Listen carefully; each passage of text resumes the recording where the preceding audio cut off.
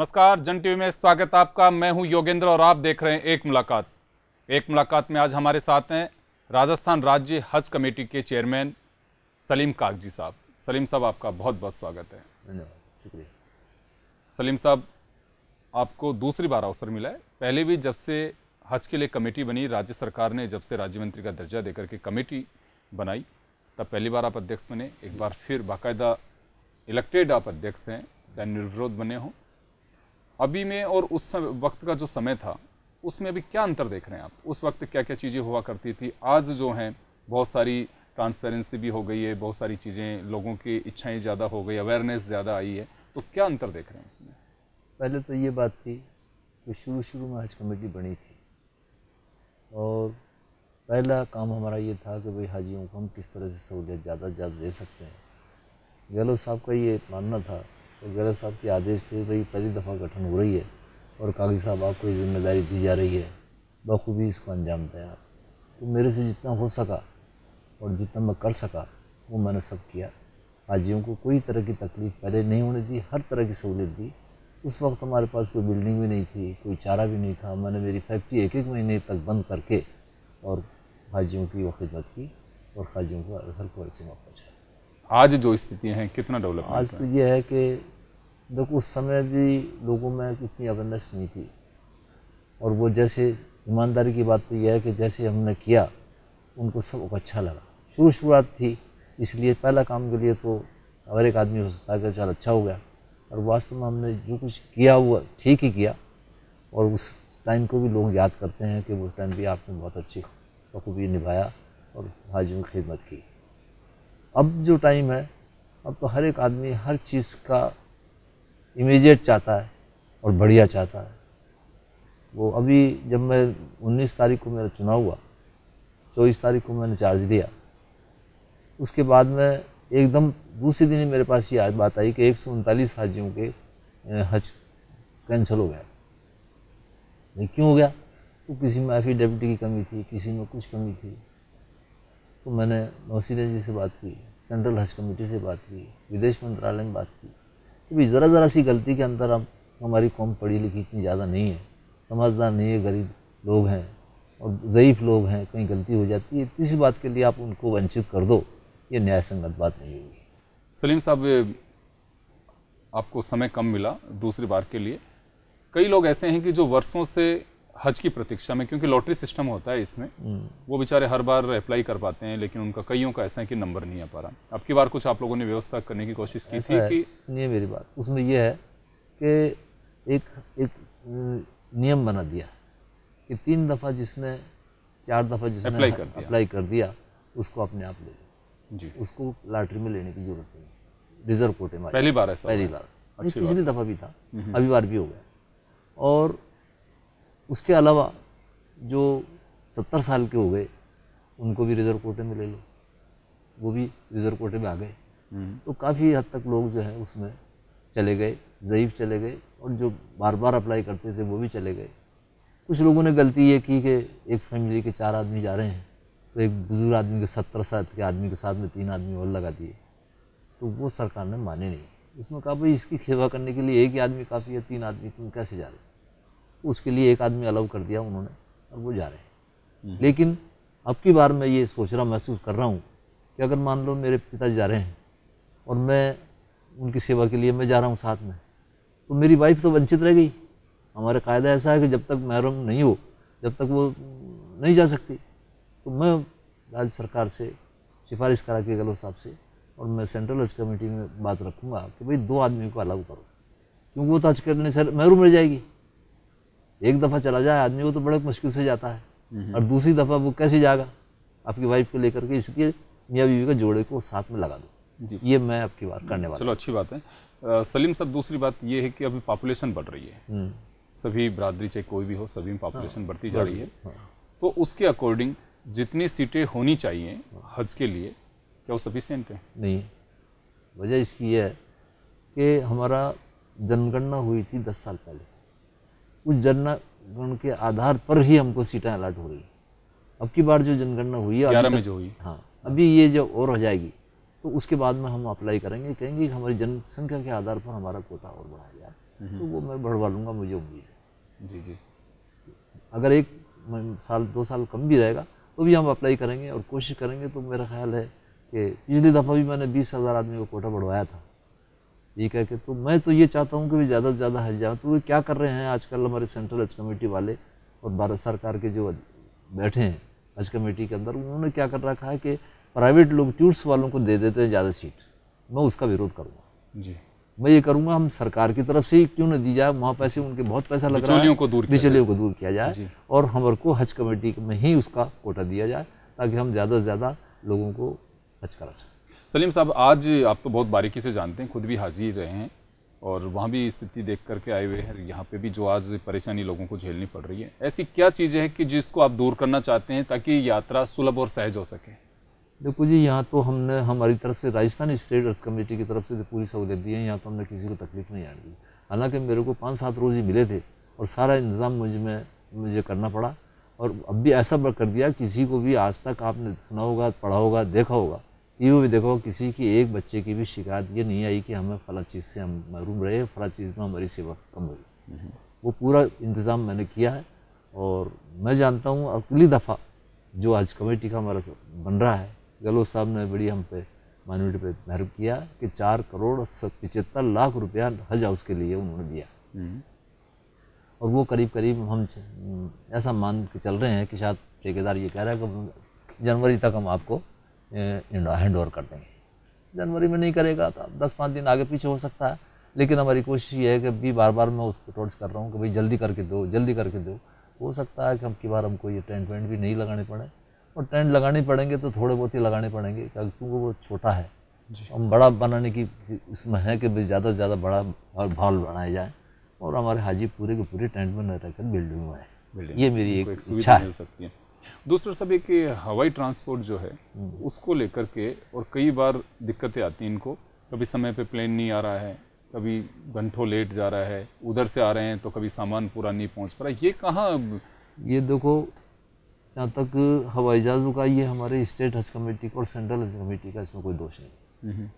ये हवाई एयरलाइंस जितनी भी हैं, एयरलाइंस का पहले तो ये ऐसा था कि उन्होंने एक दूसरे को भेज दी, उसने उसको भेज दी, उसने उस दिन वो हमको पुराने जहाज ही मिले, टाइम पर वो नहीं पहुंच सके। तो अब की बार हालांकि मैं हज कमेटी का चेयरमैन नहीं था, लेकिन मैं फिर भी थोड़ा इंटरेस्ट रखता था, हर बात में मेरी दखल रखी और मैं बीच बीच में जा करके कहता था कि नहीं ऐसा नहीं, ऐसा करो।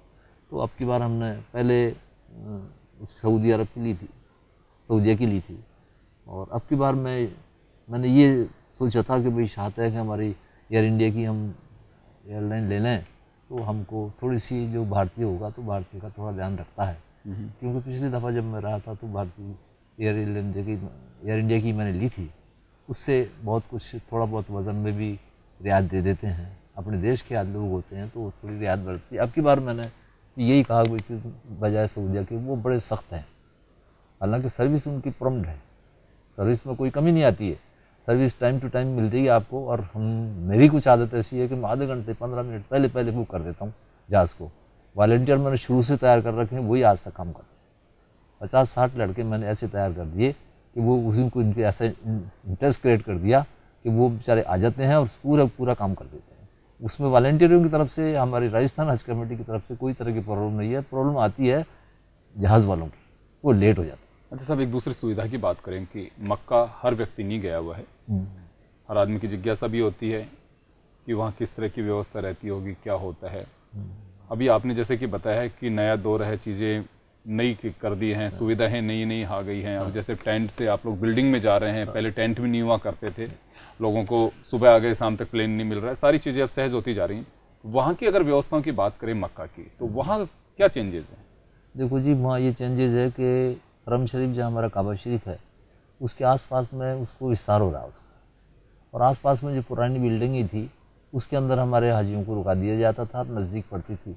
और ज़ईफ़ होता है हमारा हिंदुस्तानी हाजी जो होता है, बहुत नज़दीक से चला जाता आराम से, मगर अब वो दूर होने की वजह से उनको परेशानी होती है। ज़ईफ़ आदमी पैदल ज़्यादा नहीं चल सकता, तो इन्होंने ऐसा किया कि अजीज़िया में एक बहुत बड़ा कम्प्लेक्स बनाए हैं। हालांकि मैंने अभी नहीं देखा, मैं 2-3 साल से नहीं जा सका, लेकिन वो दूर पड़ता है। लेकिन उन्होंने बसों का इंतज़ाम ऐसा कर दिया कि हर 5 मिनट में आपको बस मिलेगी वहाँ से अजीजा से बैठ करके मक्का शरीफ में आएंगे तो 15-20 मिनट के रास्ते के अंदर 5 मिनट के बाद दूसरी बस आ जाएगी। तो बसों का इंतज़ाम सऊदीया सरकार ने लगा रखा है ताकि हाजियों को तकलीफ नहीं हो। तो उसमें क्या है कि यहाँ के कुछ लोग नज़दीक भी है, ग्रीन बेल्ट बना रखा है कि भाई यहाँ तक जो है 1500 मीटर तक का रखेंगे जगह। 1500 मीटर के पहले 1000 था, फिर 1500 कर दिया। तो इसलिए थोड़ी सी लोगों को चलने फिरने में थोड़ी तकलीफ होती है।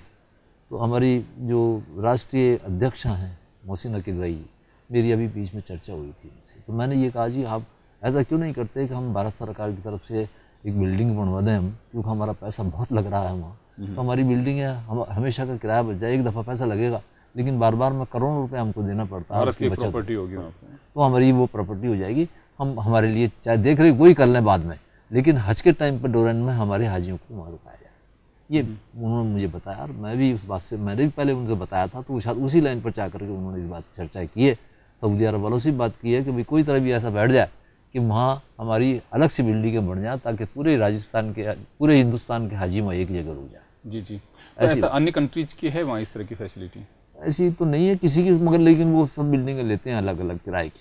अच्छा, वो लेकिन अपन चाहते हैं कि प्रॉपर्टी इंडिया की हो हमारी, और उसमें ही हमारे हाजी जाके रुका तो हमारा हमेशा का खर्चा मिल जाए। अच्छी बात है कागजी साहब, ये अगर होगा तो निश्चित रूप से हिंदुस्तान के लिए भी उपलब्धि होगी और सहूलियत भी मिल जाएगी के जो वहाँ पे वो अपने घर में जाके रुकेगा, वो अपने घर में जाके ये महसूस करेगा हम घर में आके रुके। और एक दूसरे लोगों से मुलाकात भी हो पाएगी, एक दूसरे स्टेट के लोगों से मिल सकते हैं। तो आप देख रहे हैं एक मुलाकात, और एक मुलाकात में वक्त हो चुका है एक ब्रेक का, या लेंगे एक छोटा सा ब्रेक।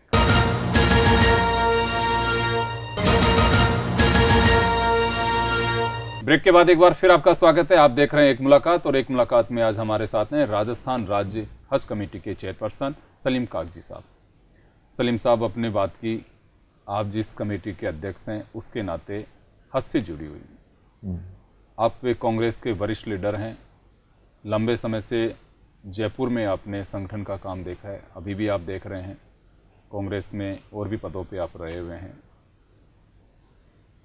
अभी अगर बात की जाए राजनीति की, क्योंकि लंबा अनुभव है आपका, काफ़ी एक्सपीरियंस भी रहा है, तो क्या स्थिति देख रहे हैं, क्या हालात देख रहे हैं, क्या अंतर देख रहे हैं?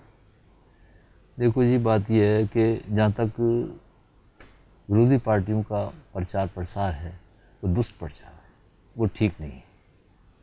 और झूठ कब तक चलेगी, पब्लिक के समझ में आने लगी है। अन्ना की बात भी आई, केजरीवाल साहब भी कर रहे हैं, लेकिन ये उसमें ज़्यादा तंत्र वाली बात नहीं है। अगर उसकी जांच होगी या बात होगी, क्योंकि इमीडिएट एक न एक बात, एक हर दूसरे तीसरे दिन कुछ ना कुछ करते रहते हैं, तो पब्लिक ये समझ गई कि अब ये तो जिस तरह इन्होंने राम मंदिर के चक्कर लगा करके जीतने की कोशिश की, उसी तरह अन्ना को भी खड़ा कर दिया, उनको भी खड़ा कर दिया, और दूसरी पार्टी को भी कर दिए, और राज में आने के लिए सब कुछ करने को तैयार है। मगर पब्लिक सब समझती है कि ये सब राज में आने की बातें हैं, इसलिए वो दुष्प्रचार चलेगा नहीं। जहाँ तक हमारा राजस्थान का सवाल है, भारत सरकार का सवाल है, हमने बहुत सी योजनाएं सरकार ने हमारी दी है और कल्याणकारी कार्य बहुत किए हैं और कर रहे हैं। उसका इम्प्लीमेंट आप जानते हो कि शुरुआत होती है तो उसमें कुछ कठिनाई आती है।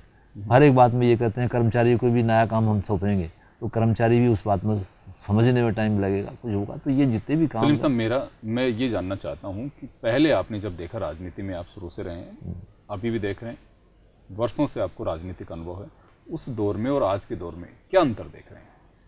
अंतर की यही बात है कि हर एक आदमी एक तो महंगाई से जूझ रहा है, महंगाई ज़्यादा हो गई।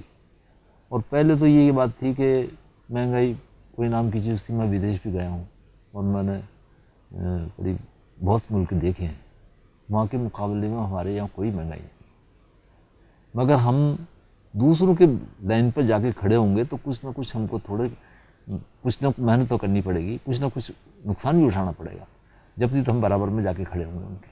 आज हम जो पिछड़े रहे उसके कारण ये है कि दूसरी की रेटें तो काफ़ी हाई हैं, हम बहुत नीचे हैं। इसलिए ये फर्क आ रहा है अभी, क्योंकि हम इस कोशिश में कर रहे हैं कि हम उसी लाइन में जाकर वो दूसरे लोगों की लाइन में जाके हम खड़े हों, तो उसमें तो थोड़ी परेशानी तो आएगी। तो जनता अभी ये बात समझ नहीं पा रही है और धीरे धीरे सब समझ जाएगी।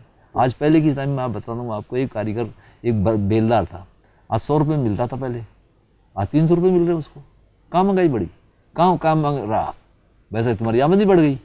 ये बात की प्रचार प्रसार में हमारी तरफ से कुछ कमी है, तो मैं मेरी तरफ से कहता हूँ, जयपुर कांग्रेस की तरफ से, कि हम ये जो भ्रांति हैं लोगों के दिमाग में वो हम दूर करेंगे और हम सरकार की नीतियों के बारे में प्रचार करेंगे, प्रसार करेंगे, लोगों को अवगत कराएंगे। उनकी जितनी भी जो मांग है असल बात में तो हम पूरी कर नहीं पा रहे हैं, हमारे कार्यकर्ता पहुंच नहीं पा रहा। तो सलीम साहब, ये माना जा सकता है कि महंगाई जो है इसकी नीड है और अब जरूरत के हिसाब से महंगाई हो रही है, इसमें कोई आम जन का मतलब वो नहीं है, वैसा नहीं है, शोषण नहीं कर रहे हैं, पार्टी शोषण नहीं कर रही है। पार्टी को तो इतना पैसा दे रही है, आप ये देखो कि 300 रुपये में आज का बेलदार नहीं मिल रहा,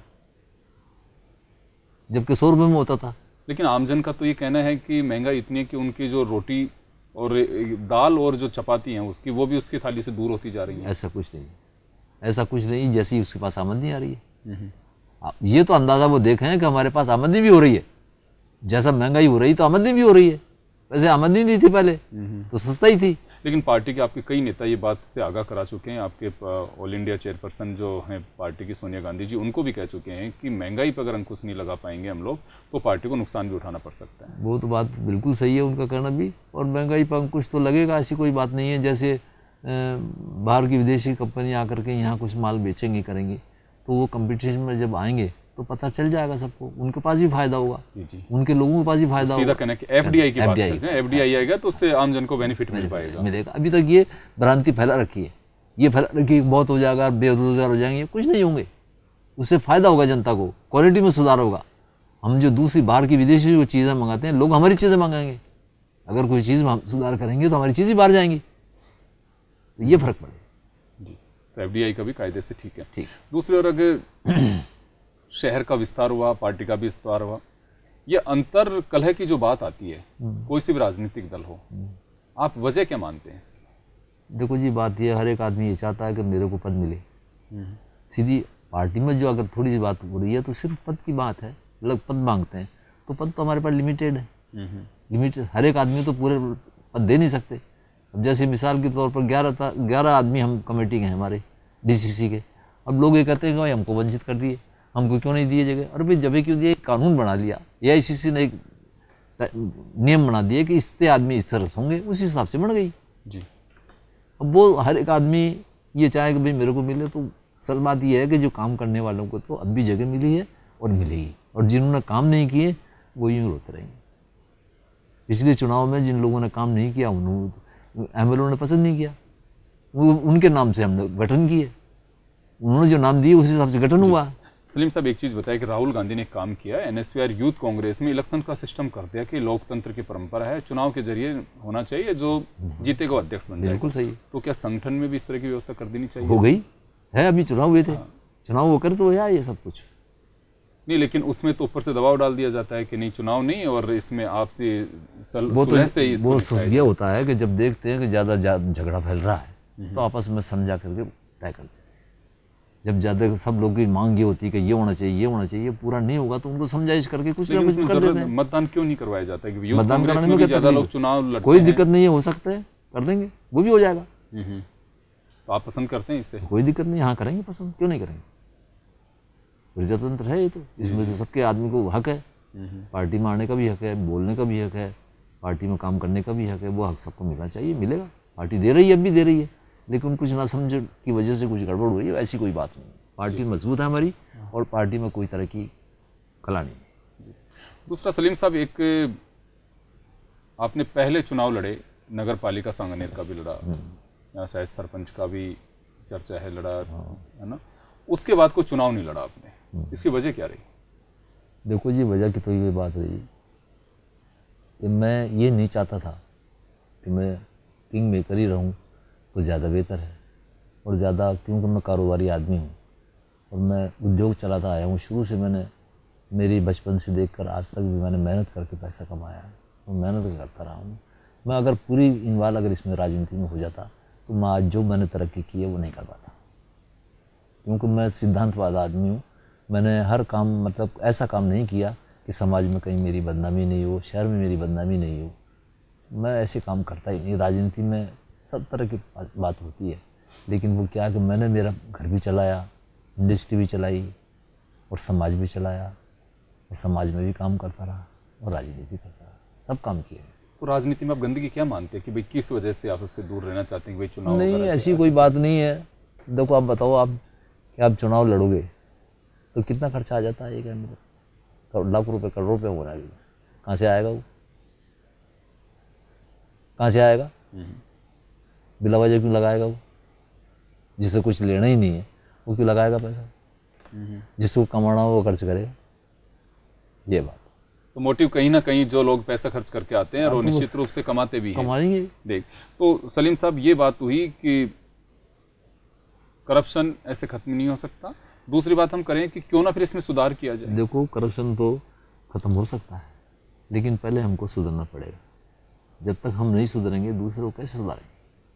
आज मेरी कोई ज़रूरत है और मैंने जाकर के कोई ये देख लिया कि मेरा काम अभी होना चाहिए, तुम ये पैसे लो, मेरा काम कर दो, मैं ये बात छोड़ूँ भाई 2 दिन बाद हो जाएगा, क्या दिक्कत है? अपने आप खत्म हो जाएगा। मगर हमको पहले हमको सुधरना चाहिए, फिर दूसरे पर बाद में लगाओ लाछन, उसको बाद में लगाओ कि भाई तूने फलाना काम गलत किया, पहले तुम सुधर जाओ। सवाल ये है साहब कि अपन कह रहे हैं कि राजनीति में देखिए साहब, मैं साफ सुथरा आदमी और साफ सुथरा रहना चाहता हूँ, किसी तरह का कोई लांछन नहीं लगवाना चाहता, न बर्दाश्त करना चाहता हूँ इसको। राजनीति में हूँ लेकिन चुनाव लड़ूंगा तो पैसे खर्च होगा तो मेरी भी इच्छा होगी कि मैं पैसे कमाऊं भी, क्यों जो खर्च हो गया वो निकालना है और उसके अगली बार फिर खर्च करना है वो भी निकालना है। ऐसी कोई सच्ची बात है। उसके अलावा मेरा कहने का मेरा मतलब है कि आपने जो देखो, कि मुझे चुनाव एक नहीं बताऊं लड़ना, आपको, क्यों नहीं इसमें सुधार किया जाए? मेरी बात क्या सुधार होना चाहिए आपके साथ? सुधार तो आएगा एक दिन, आज नहीं तो कल आएगा, आएगा जरूर। ये जो पद्धति चल रही है इसमें सुधार तो आना ही आना। मुख्यमंत्री जी अशोक गहलोत ने भी कही कि राजनीतिक भ्रष्टाचार की बात करें तो काफी हद तक चुनावी चंदा है इसके लिए जिम्मेदार। सही है। तो आप क्या मानते हैं? बिल्कुल सही कहा, सही कहा, गलत साहब गलत नहीं कहा। कैसे है ये भ्रष्टाचार का ज्यादा? अब ये तो भ्रष्टाचार तो ये है कि जो आदमी पैसा देगा वो काम चाहेगा, पहली बात ये है। तो जब तक आप उसको नेट एंड क्लीन खर्चा जो आप नेट क्लीन रहना चाहते हो तो इससे तो आपको मुक्त रहना पड़ेगा। और वो आदमी चुनाव लड़ सकता है जिसके पास ज़खीरा है, वो ये समझे कि मेरे पास कोई दिक्कत नहीं है, मैं समाज में पैसा भी खर्च कर दूंगा तो सेवा भी करूंगा, मुझे कोई कमाना नहीं। अगर मान लो मैं लड़के को चुनाव लड़ाऊंगा तो खर्चा करूंगा तो मेरी ये नीयत नहीं होगी कि मैं इसका पैसा कमाऊँ, कोई चंदा दे मुझे, हाँ कोई चंदा दे, मैं चंदा नहीं पाऊंगा। फिर साहब स्थिति ये बन जाएगी कोई गरीब आदमी तो हिम्मत ही नहीं उठा सकता चुनाव लड़ने की, और उसकी तमन्ना है कि देश की पंचायत में, राजस्थान की वो तो पंचायत बात में यह है कि वो सेवा करने के बहुत तरीके हैं। आप ये समझो कि राजनीति में आके सेवा करेगा, बहुत सेवाएं हैं। चलते आदमी की सेवा करते हैं, बगैर पैसे भी सेवा होती है। ये नहीं है कि पैसा लग के ही सेवा होगी, ये किसी ने कह दिया कि पैसा खर्च करो जब सेवा करो। सेवा करने के बहुत तरीके हैं। अच्छा, समय कम है कागजी साहब, मुझे 2-3 छोटे-छोटे सवाल करने हैं आपसे। हाँ भैया, आप व्यवसायिक आदमी हैं, आपका व्यापार करते हैं, फिर राजनीति में कैसे आए आप? राजनीति में ऐसा आया कि मेरे पिताजी चुनाव लड़े थे ग्राम पंचायत और वो इलेक्ट हो गए। इलेक्ट होने के बाद में जब वो उनकी डेथ हो गई, उसके बाद में बीमार से रहने लग गए थे, ज़ईफ थे। तो जो आदत पड़ी हुई थी सेवा भावी मेरे पिताजी की, वो याद मेरी माँ गई। ये हमारी खानदानी आदत है जो पड़ी मेरे में, इसलिए राजनीति में आना पड़ा। लोग मेरे पास आके आज तहसील में हमारा ये काम करा दो, आज पंचायत में हमारा ये काम करा दो, ये फला जगह ये चलो, तो मैं जाता हूँ कराता हूँ लोगों का काम, आदत में सेवा का काम। बाकी किसी को ये नहीं कह सकता, बता आता है तो मैं उसकी सेवा और करता हूँ कि भाई तू आया तो चाय पी, नाश्ता कर, जैसे भी हो। बाकी ये मैं उम्मीद नहीं करता किसी से कि वो मुझे चाय पिला दे। जी जी। सलीम साहब, दूसरा फिर कांग्रेस को क्यों चुना आपने? पार्टी कांग्रेस ही थी और कांग्रेस सुरखी पार्टी है, और दूसरी पार्टियों की भी आप जानते हो, मुझे आपको बताने की ज़रूरत नहीं है। आप समझते हो कि किस तरह के लोग हैं, किस तरह का भेदभाव है। यहाँ कोई भेदभाव नहीं, यहाँ सब बराबर हैं। कांग्रेस के लिए सब, कैसी भी जात का आदमी हो, कैसी भी व्यवसाय का आदमी हो, सब बहुत बड़ा हमारा बड़ा संगठन है और 100 साल से भी ज़्यादा का संगठन है। लोग इसमें सेवा करते आए हैं और करते रहेंगे और ये गाड़ी चलती रहेगी। सलीम साहब, राजनीति में भी कोई उम्र होनी चाहिए तय कि हाँ इसके बाद में? देखो बात ये है, ऐसी कोई बात नहीं है उम्र की। जहाँ तक सवाल है, मैं 81 साल की मेरी उम्र जी। मैंने संगठन के काम भी किए, सारी उम्र करता है। मेरे को अभी 5-7 साल से ही जयपुर शहर का अध्यक्ष बनाया है। तो मैंने उस समय भी कह दिया था कि भाई मैं अब मेरी उम्र नहीं है, लेकिन हमारी पार्टी के लोगों ने ये कहा कि नहीं, तुम्हारी ज़रूरत है पार्टी, तुम जिस तरह से सेवा करते हो, इसलिए हम ये चाहते हैं कि नॉन कंट्रोवर्शियल आदमी हो, तुम्हारा कोई विरोध नहीं, इसलिए मेरे को कांग्रेस में बनाया और उसी पर मैं काम कर रहा हूँ। मैंने किसी को भेदभाव वाली बात ही नहीं है मेरे दिमाग में। नहीं, मेरा कहना ये कि रिटायरमेंट की कोई उम्र राजनीति उम्र में की तो तय बात होनी चाहिए। देखो, मैं ये तो नहीं कह सकता, ये तो अपनी सोचने की बात है जी, कि मुझे करना है कि नहीं करना। जब तक हाथ पैर चलते हैं, जब तक आदमी, हर एक आदमी की लालसा रहती है कि मैं और कमाऊँ और बदल ले लूँ और करता रहता हूँ, लेकिन फिर भी मैं ये कहता हूँ मेरा कोई ये लालसा वाली बात नहीं है। अभी हज कमेटी का चेयरमैन बनाया तो हमारे समाज में कई लोग आ गए, लेकिन अंत पर गैल साहब को ये फैसला करना पड़ा कि ये नॉन कंट्रोवर्शियल आदमी है, इसी को ना, नहीं तो ऐसी कोई बात नहीं थी, और भी लोग थे। लेकिन मैं किसी में भेदभाव नहीं मानता, ना कुछ करता हूँ, ईमानदारी से काम किया, इसीलिए मेरे को दोबारा बनाया। अच्छा, एक मेरा आखिरी सवाल है आपसे। अब राजनीति में आए, जैसे कि आपने कहा कि कोई जरूरी नहीं है सेवा के लिए एमएलए एमपी बनना ही हो, आपकी क्या इच्छा है जो चाहते हैं कि मैं राजनीति में इतना समय बर्बाद किया है, मैंने इतने समय तक रहा हूँ और मेरी एक इच्छा है कि ऐसा होना चाहिए, वो क्या इच्छा आपकी, क्या ख्वाहिश? कुछ नहीं, मेरी कोई इच्छा नहीं।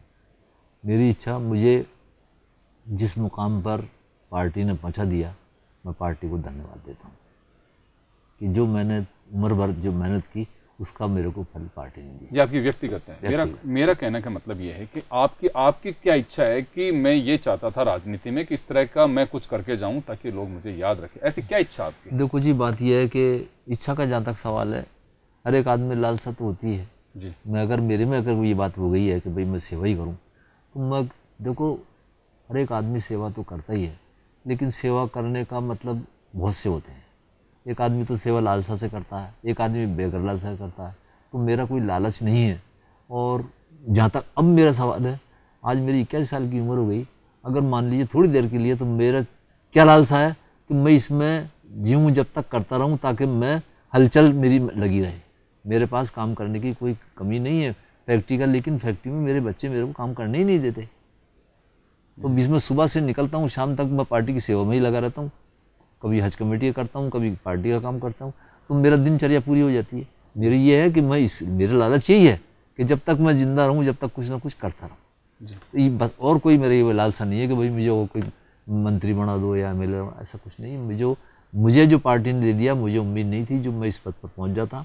मैं तो आपको स्पष्ट बात बताता हूँ कि बहुत से लोग मेरे जैसे हैं, मैं नहीं हूँ अकेला, लेकिन मैं तो भगवान का शुक्र अदा करता हूँ कि उसने मुझे, मेरी मेहनत, मेरी न बनूं किसकी दुआओं से मैं आज इस मुकाम पर पहुँचा।